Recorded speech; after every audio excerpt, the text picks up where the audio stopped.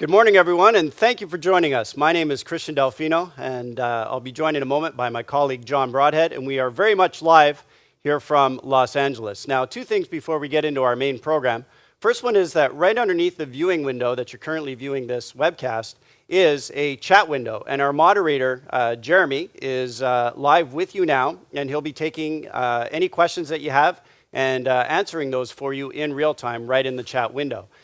Second thing is that we are broadcasting live from our studio here in Los Angeles in the Roland Studios. And you can see a nice wide shot. Good morning, everyone.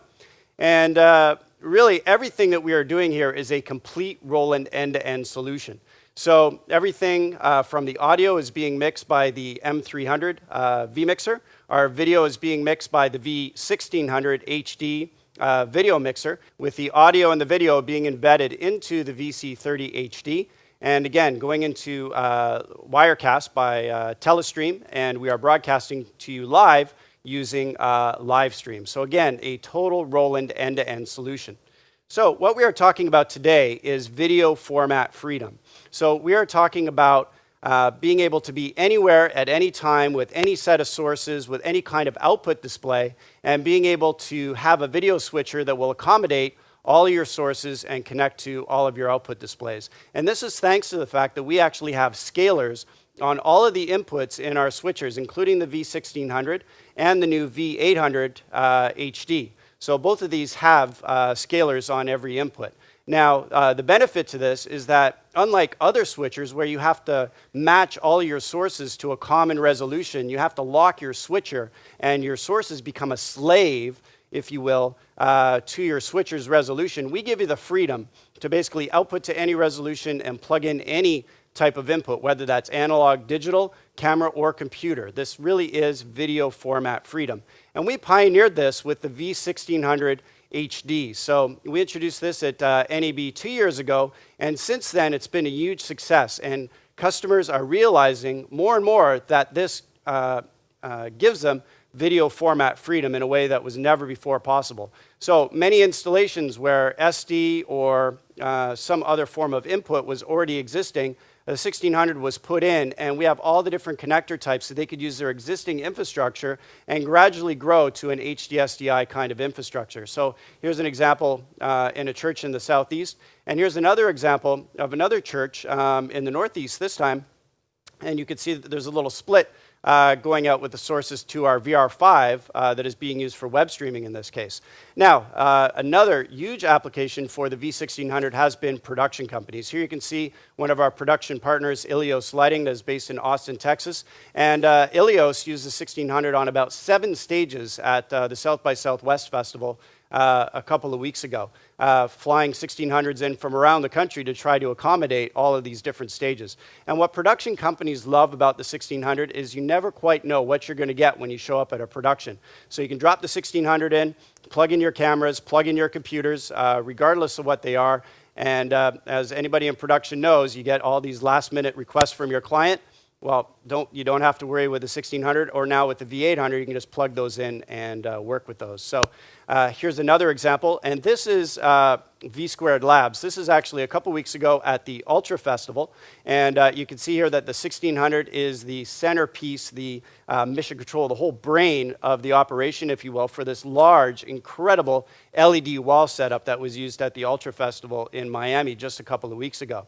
So V2 Labs has been a partner of Roland Systems Group from the early 2000s, all the way from our basic V4, and has grown along with us and now uses 1600 as the main workhorse for their productions. And V2 Labs, you may not know their name, but you certainly know the clientele that they work with. Everybody from Sting to the Police to Coldplay, Ultra Festival, Coachella Festival, all of these major A-level events and artists, they have either provided the visuals for or done the visual infrastructure, provided the front end, and done the mixing that go to these large LED installations, etc.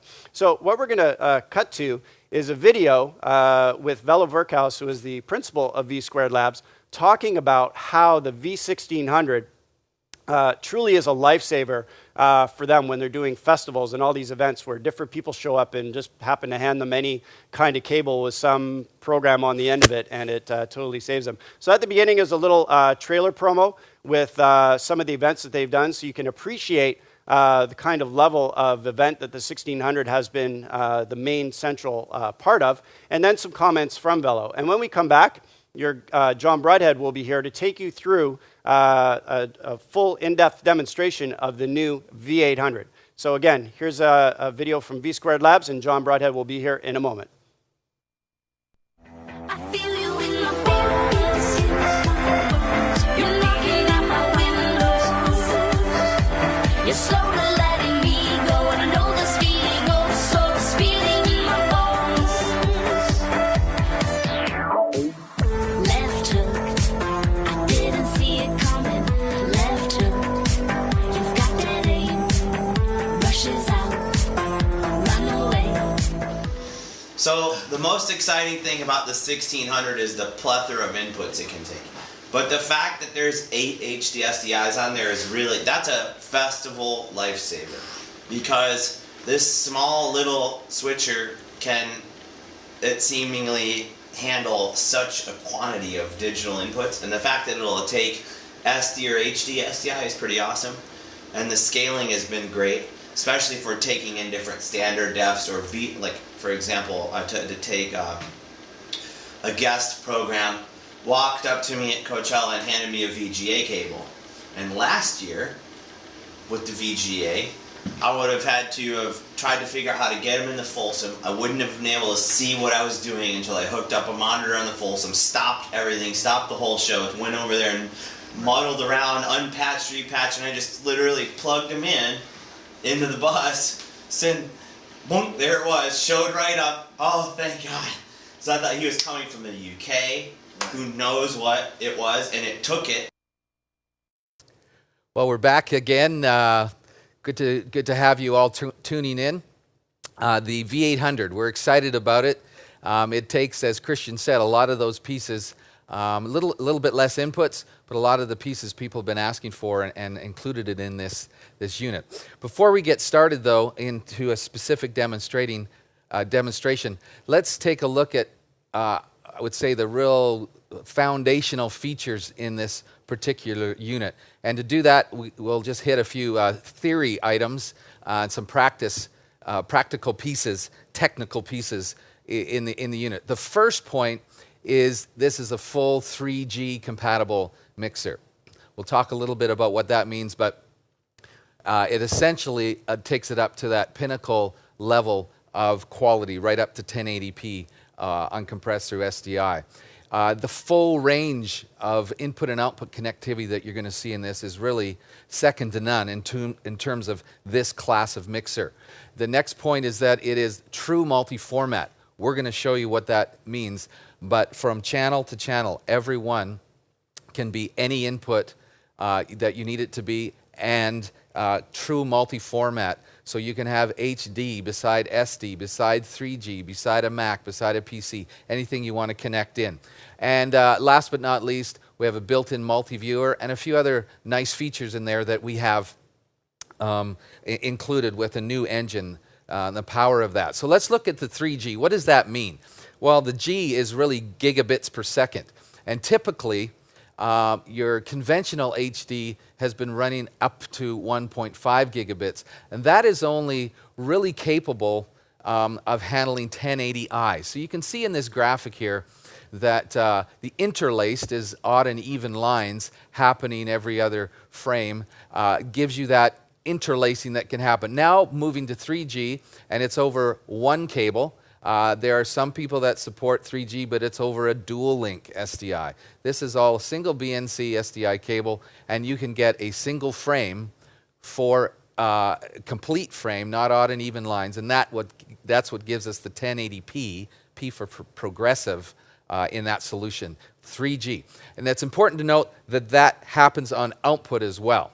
The next point, and I promise this is the only slide with all text. The rest will have lots of color and images. But we just got to get this science out of the way to understand the power in here. 444 10-bit processing. What does that mean? Well, the numbers refer to the chroma or the color subsampling, each of those numbers. The next point is that the first number is about brightness, and that's where a lot of information is carried. The second and third relate to how the colors change and are different between different bands of color. So what it means when we go to 444 is that nothing in there is compressed. It's the platinum standard. It's the pinnacle of color ability. And to give you an example, a lot of great and respected formats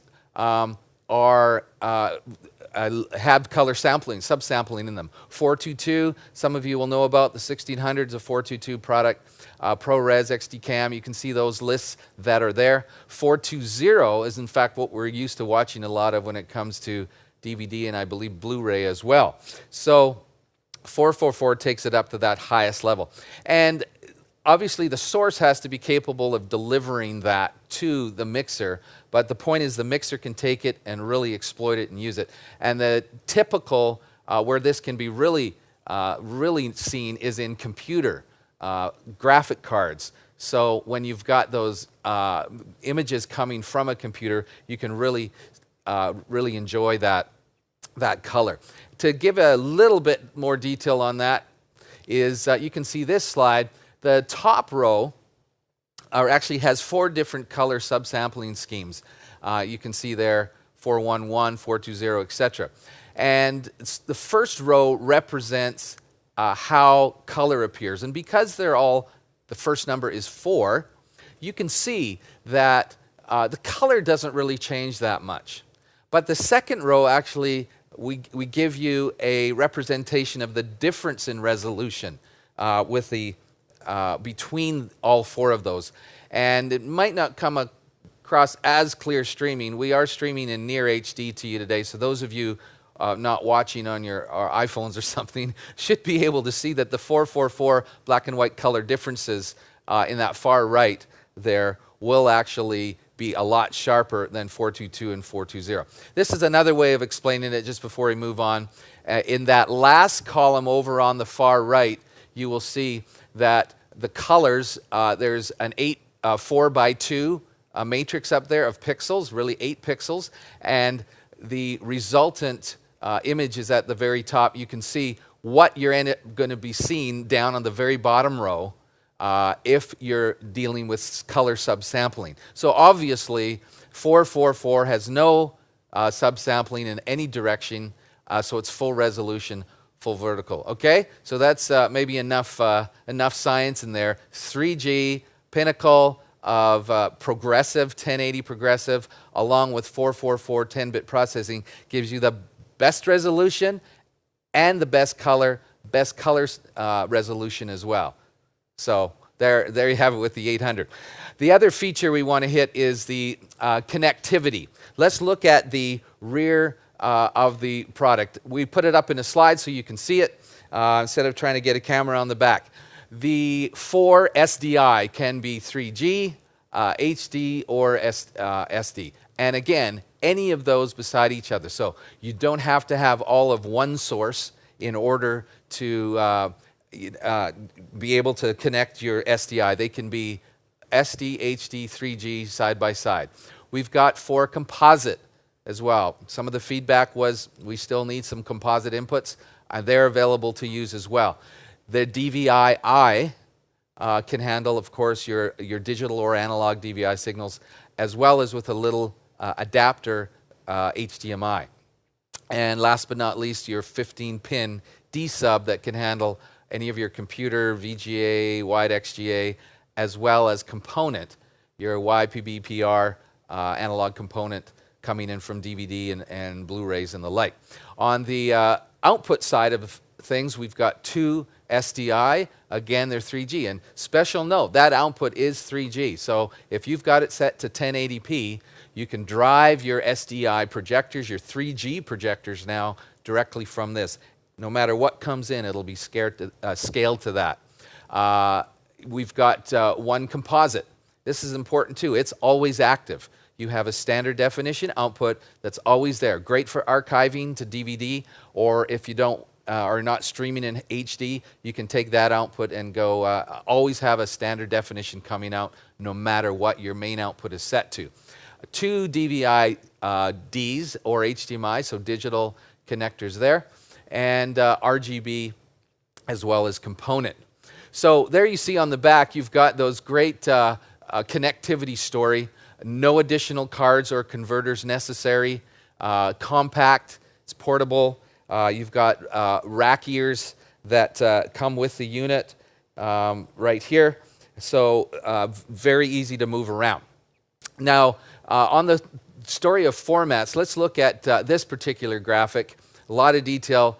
Needless to say, no matter what you plug in, unit can pretty well accept it and then scale it to whatever your output resolution is. So you've got all your HD formats, both interlaced and progressive. You've got all of your VESA, VGA formats, again, in the analog or digital world directly. So tons of options there. You're not going to run into anything that can't really be handled in this particular mixer.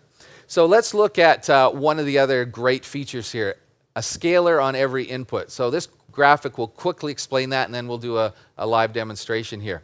So you take an original HD source, and then you can compress it, you can squeeze it, do whatever you need. Perhaps you need to send it to an LED wall that's a weird format, weird pixel ratio. You can scale it to that, or maybe a super wide image that's going to stretch across your stage.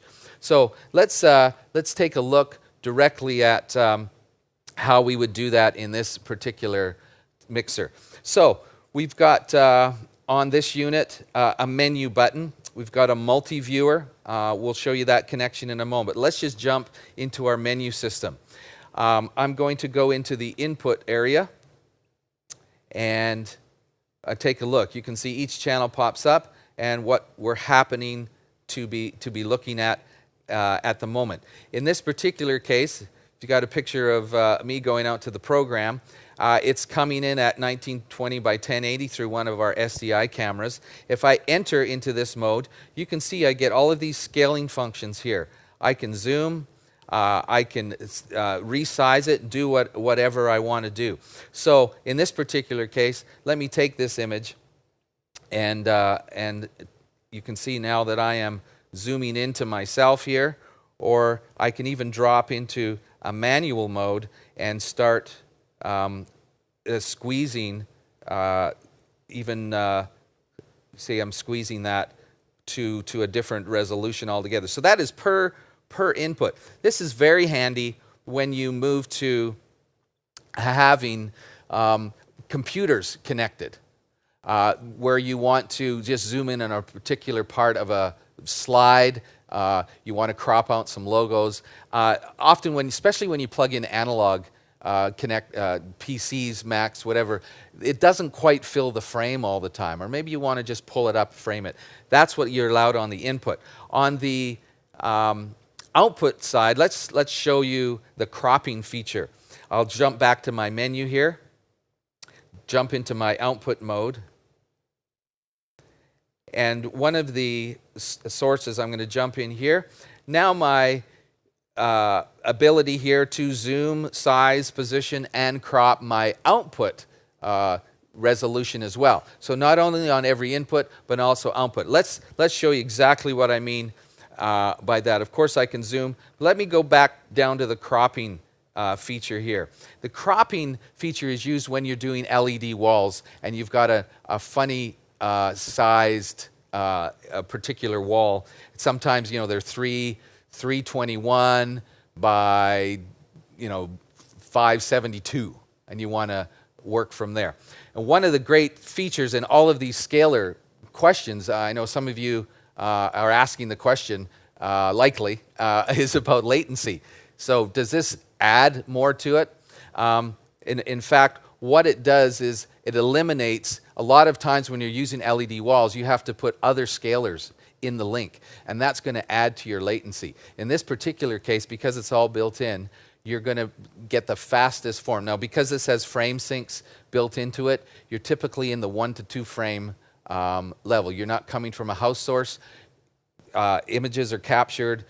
The sync is found typically within a frame or so, and then you move on. So when you're doing this cropping, that's especially good with LED walls. A big challenge out there is being able to get the camera image up on the display with the lips still matching the audio. So if we do that with this particular source, I'm going to move the cropping. Right now it says my processor's in the upper left, so I'm going to go to, you can see I'm going to 4:3, going to 5:4, I'm going to 16:9, or I can go to manual. And as soon as I do that, now I go to being able to crop to a particular pixel source. So you can see what's happening now is I'm coming up on the particular pixel source here.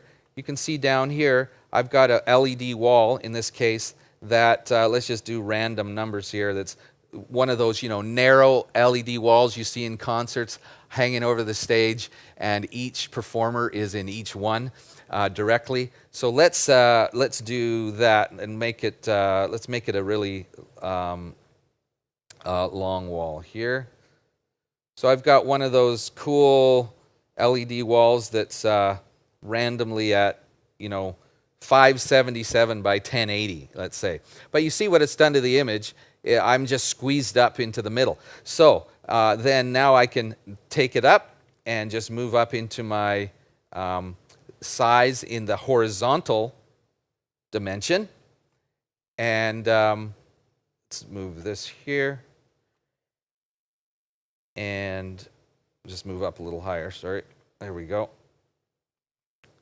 And I can pull myself out to look as wide or as skinny as I wish to look, and I can lose about 10 pounds instantly if I do that. And then you can even move your position horizontally. So you can see what I've done here, and I can move myself right into the center.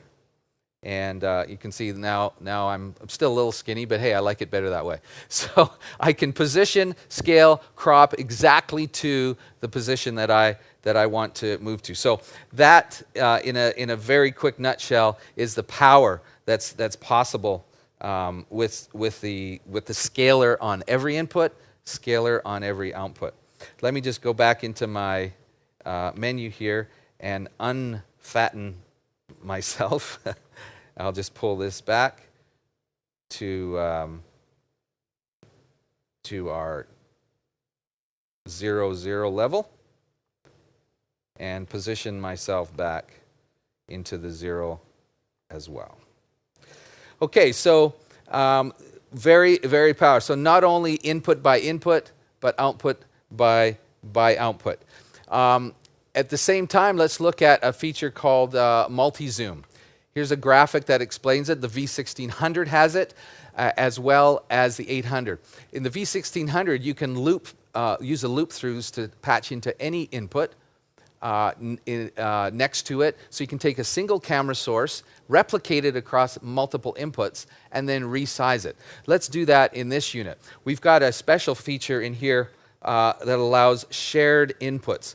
So right now, let's take our band, our fake band here, and we're going to go into the menu system and go into our input. And you can see on inputs 5 and 6, what we have is an RGB component signal coming in at 720, and it's just of a band. And on number 6, we can say, you know what? Let's share the input between these two particular sources. So from this source into this source. So we're able to then make it look like we have multiple cameras. Even though we have one camera, we can take it and scale it into a specific area within the, for example, the drum area.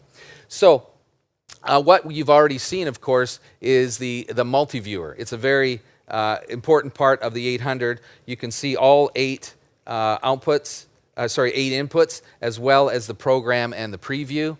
And you can see on the back of this connector here, right around on the next slide, you can see an HDMI output there, and that simply connects to any monitor that you want to use. Now the important part is a 60p monitor or 1080, and it should be HDCP compatible. That's another feature I want to talk about here: the ability to actually use HDCP data, media on this. Often, if you do not have HDCP compatible mixer, you'll plug in a Blu-ray player or any commercially available material, and it won't pass through. Everything will be dead because it's a copy protection mechanism for those of you that aren't aware of HDCP.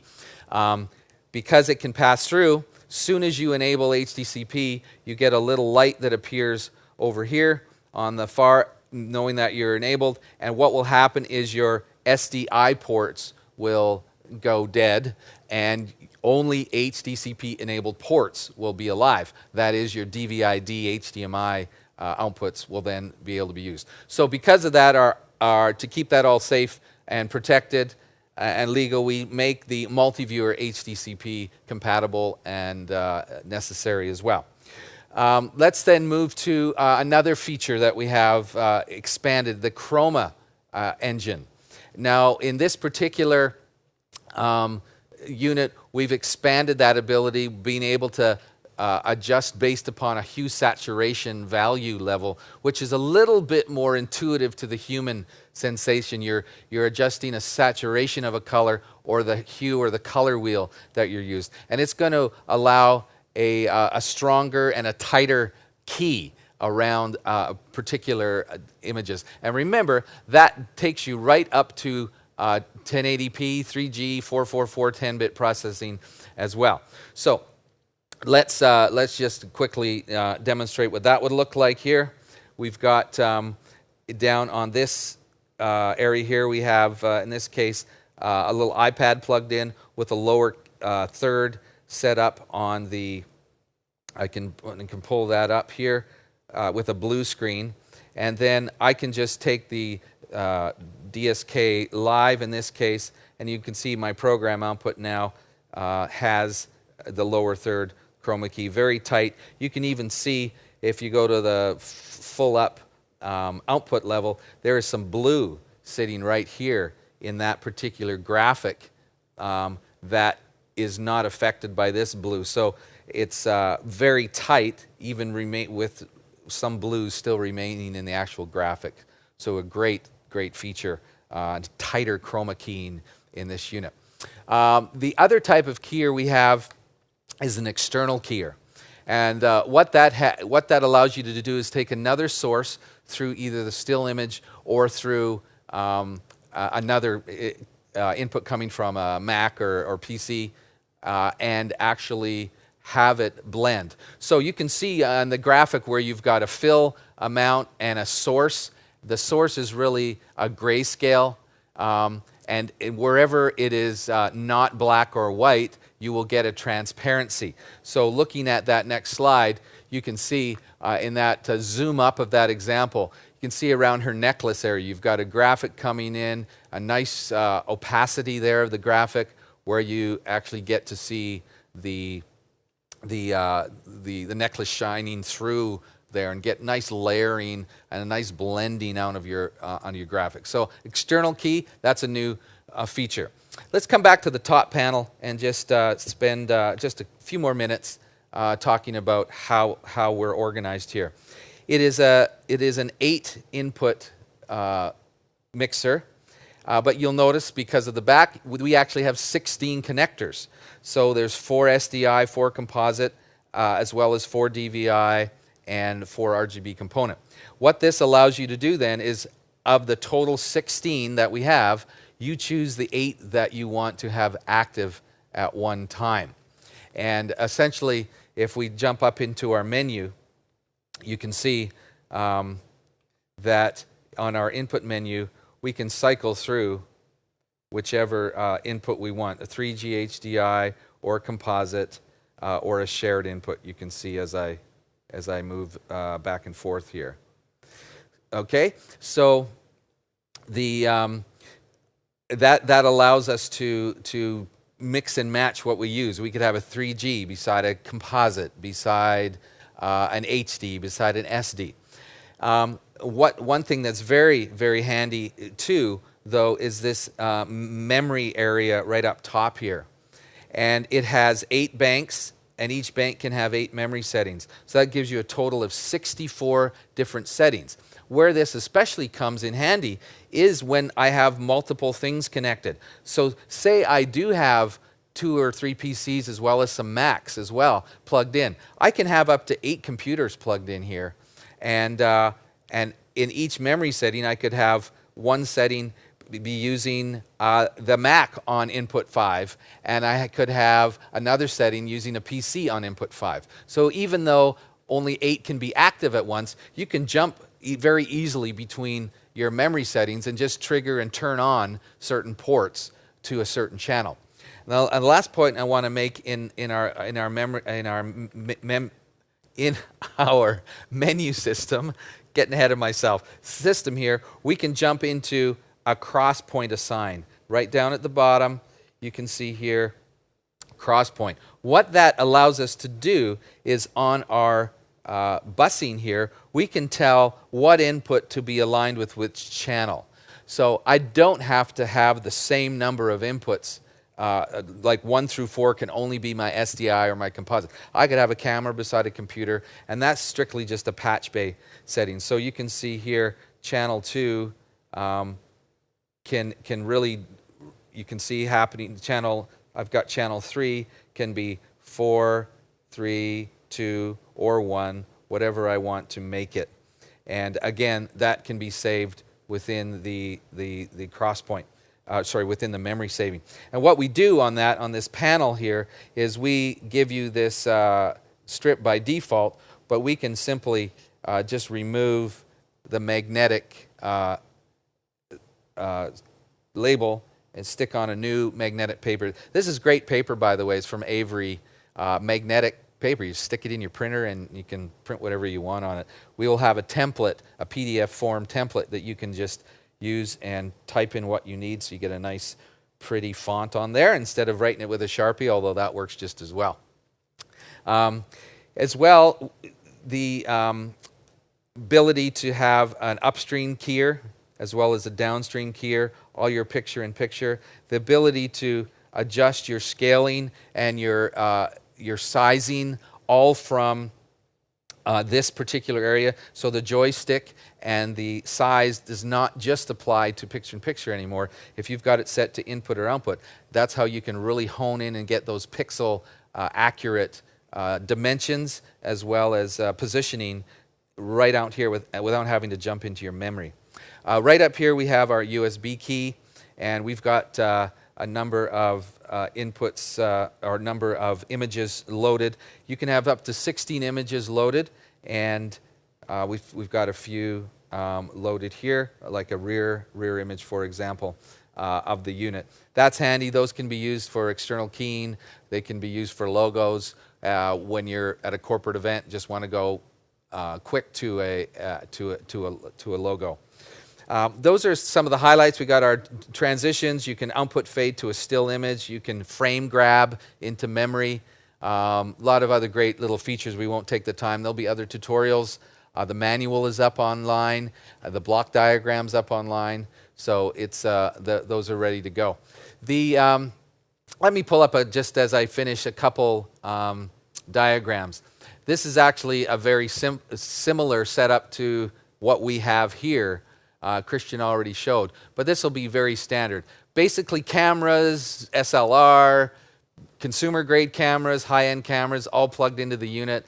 You got PCs, you've got Macs, you've got any kind of input coming in, it can handle it. You've got your multiviewer. Take your sound. We've got a 300 in the studio here today, running into VC30 and then out to what you're watching now in close to HD. We've got an event performance where maybe not so many cameras, or you're really running more visuals. And those visuals are coming from SD sources, from computers, from Blu-ray, wherever it may be, again, mixing and matching, sending multiple outputs to different screens as well. So some great features there that can handle it. As we finish here, just a reminder, again, I think it's pretty obvious from what we've talked about where this thing fits. It's really any kind of corporate, rental, live performance, house of worship.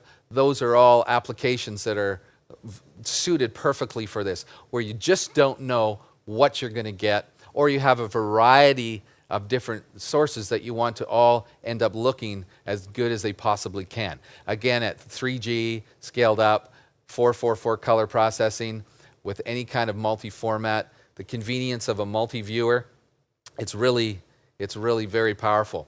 So, with that, you have our email and ability to ask us any questions. Stay tuned. This availability production begins in June, so we'll have a few in June and ramping up into the summer, July and August. Pricing is still being determined, but I think you're all going to be very happy. Well, I know you're all going to be very happy. How's that? So as I just finished, I'll just confirm that we don't have any outstanding questions still from here. How did we do it? Questions. And delay. Okay, great. So we had some questions about how did we do this stream. I can actually back it up to that particular diagram there. If you want to throw me up in picture-in-picture or or the full, which is fine. We're actually, in this case, because this is the only 800 we have in here, we're using a 1600, but the same thing. That's pretty well exactly what we are doing in the studio today. We've got 4 cameras connected, and I think they're all different cameras in that way. And we've got a couple computers connected, one for the lower third that you saw pop up with our names on it. And we're coming out of the DVI port on here. If you want to show the live shot here again, there is a HDMI port right on the front here. We're coming DVI out of the V1600 into here as one. And then on the back, we've got XLR. So we're just taking a audio feed from our M300 right now, coming into here. Now, built into this unit then is the ability to blend the two together.